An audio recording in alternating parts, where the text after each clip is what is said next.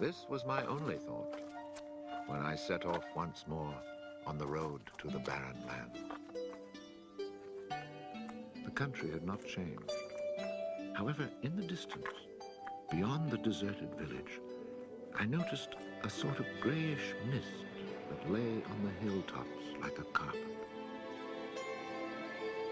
The shepherd who planted trees had been in my mind since the day before. 10,000 oak trees, I thought to myself, really need a lot of space.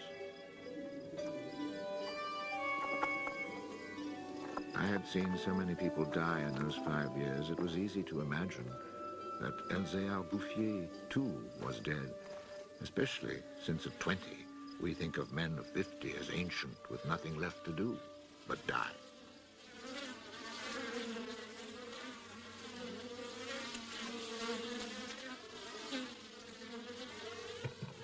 He was not dead.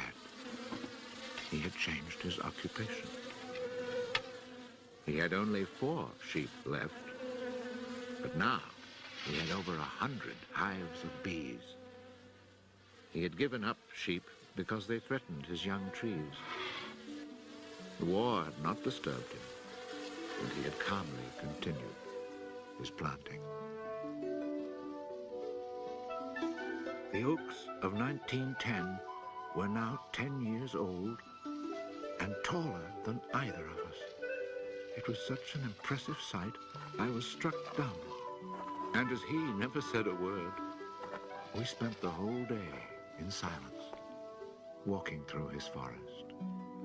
It was in 3 sections and measured 11 kilometers long and 3 kilometers at its widest. When I reminded myself that all this was the work of the hand and soul of one man with no mechanical help, it seemed to me that men could be as effective as God in tasks other than destruction. He had followed his dream, and beech trees as high as my shoulder, stretching as far as the eye could see, were witness to it. The oaks were strong and past being at the mercy of rodents. As for Providence, she would have needed a cyclone to destroy this creation of man.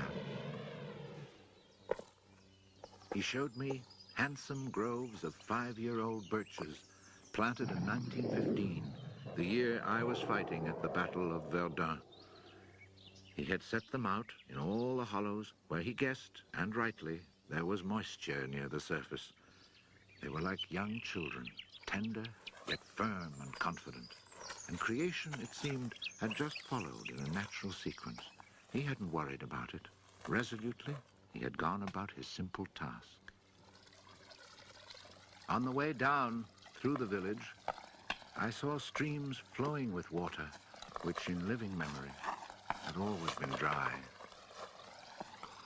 This was truly the most impressive effect of creation's natural cycle that I'd ever seen. Long ago, these brooks had been full of water. Among the miserable villages I mentioned before, some were built on sites of ancient Roman villages, and archaeologists digging in the ruins had found fish hooks, whereas in the 20th century, cisterns were needed to ensure even a modest supply of water. The wind had scattered seeds too, and as the water reappeared, so did willow trees, reeds, meadows, gardens, flowers, and a reason for living. But the change had come about so gradually, and that it was simply taken for granted. Of course, hunters who climbed these heights in search of hares and wild boar had noticed the sudden appearance of little trees, but had put it down to some caprice of nature. That is why no one had meddled with the work of the shepherd. If they had suspected it was man's work, they would have interfered. But who would even think of him? Who in the villages or among the authorities could ever have imagined such constant, magnificent generosity?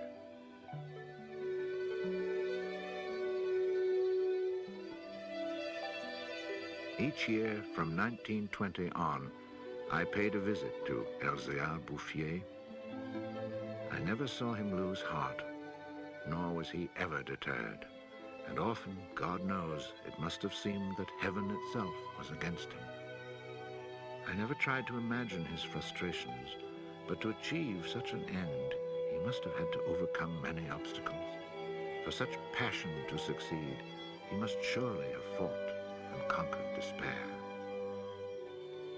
We must remember that this exceptional man had worked in utter solitude. Solitude so complete that towards the end of his life, he had lost the habit of speech. Oh, perhaps he saw no need for it. In 1933, he was visited by an astonished forester who notified him of an order that lighting fires outdoors was forbidden for fear of endangering this natural forest. It was the first time, the forester told him naively, that he had ever seen a forest grow of its own accord. In 1935, a whole delegation from the authorities arrived to look at the natural forest. There was a high-ranking official from the forestry department, an elected member of parliament, technical experts, and there was a great deal of talk. It was decided that something must be done. Fortunately, nobody did anything except for the one good thing. The forest was placed under government protection and charcoal burning was prohibited. For it was really quite impossible not to be enchanted by the beauty of these young, healthy trees. And they had even managed to cast their spell over the Member of Parliament.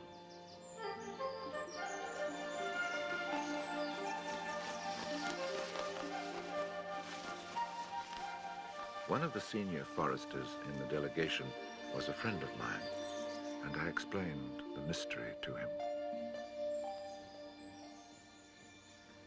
The following week, we both set out to find Elzéar Bouffier. He was hard at work, about 20 kilometers from where the official inspection had taken place. I was right about my friend the forester. He was able to appreciate all he saw. I offered the eggs I had brought as a present. We all shared our lunch and spent several hours in silent contemplation of the landscape. The slopes we had climbed on our way up were covered with tall trees 4 times our own height. I remembered how it had looked in 1913, desolate, but quiet, regular work, brisk mountain air, the simple life, and above all, peace of mind, had endowed this old man with almost awe-inspiring health. He was one of God's athletes. I wondered how many more hectares he would cover with trees. Before we took our leave, my friend made one small suggestion about the kinds of tree which seemed to suit the soil here.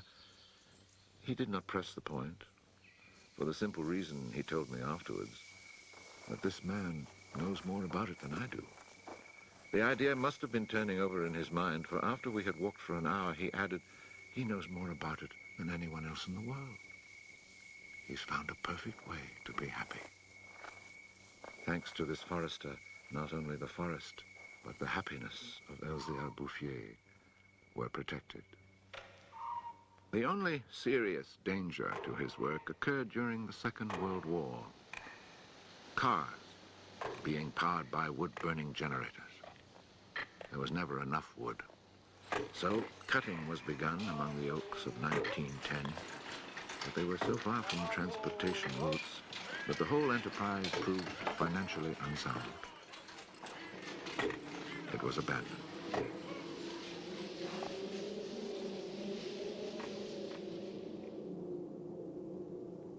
The shepherd knew nothing of all this. He was 30 kilometers away, quietly going about his business, ignoring the War of '39 just as he had ignored it in 1914. I saw Elzéar Bouffier for the last time in June 1945. He was then 87. Again I had set out on the road to those barren moors. But now, in spite of the dislocation left behind by the war, there was a bus which ran from the Durance Valley up into the mountains. I decided it must be because of this relatively speedy means of transport that I could not recognize the places where my walks used to lead me. It took the name of a village to reassure me that I really was in that region that had once been desolate and abandoned.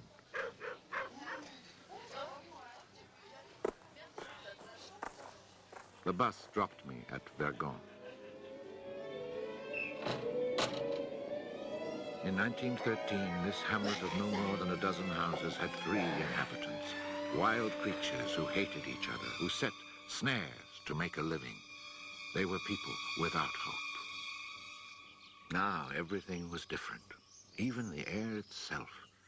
Instead of the harsh, dry winds of the past, there was a gentle breeze full of fragrance. From the mountain tops came a sound like rushing water.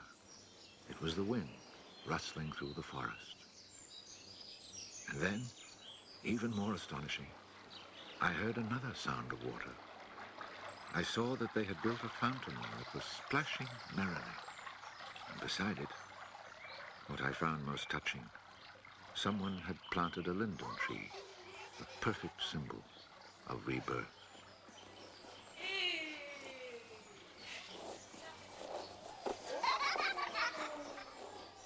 Moreover, Vergon showed signs of the kind of labor that only hope can inspire. So hope had been restored.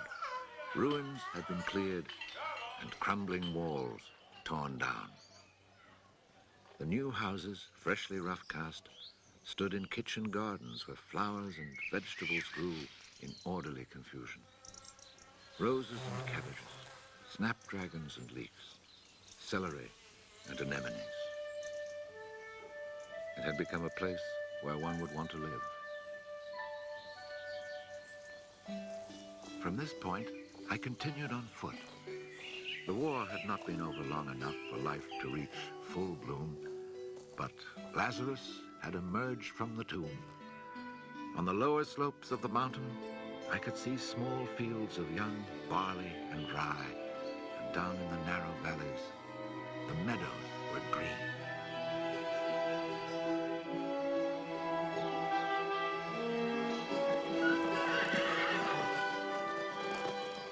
It has taken only 8 years since then for the whole countryside to glow with health and prosperity. Where I had seen ruins in 1913, there now stand clean, freshly plastered farmhouses, evidence of happy, comfortable lives. Dry springs fed by snows and rains, now conserved by the forest, have begun to flow again. In the maple groves, each farm has its fountain brimming over onto carpets of fresh mint. Bit by bit, the villages have been rebuilt. People have come to settle from down in the plains where land is expensive. They have brought youth, life, and the spirit of adventure. On the roads, one meets people glowing with health, and boys and girls laughing as they enjoy their rustic pleasures.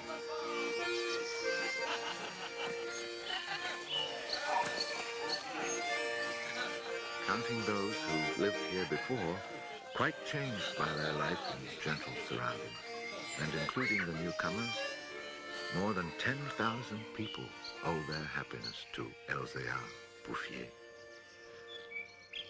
When I think that one man, one body, and one spirit was enough to turn a desert into the land of Canaan, I find after all that a man's destiny can be truly wonderful. But when I consider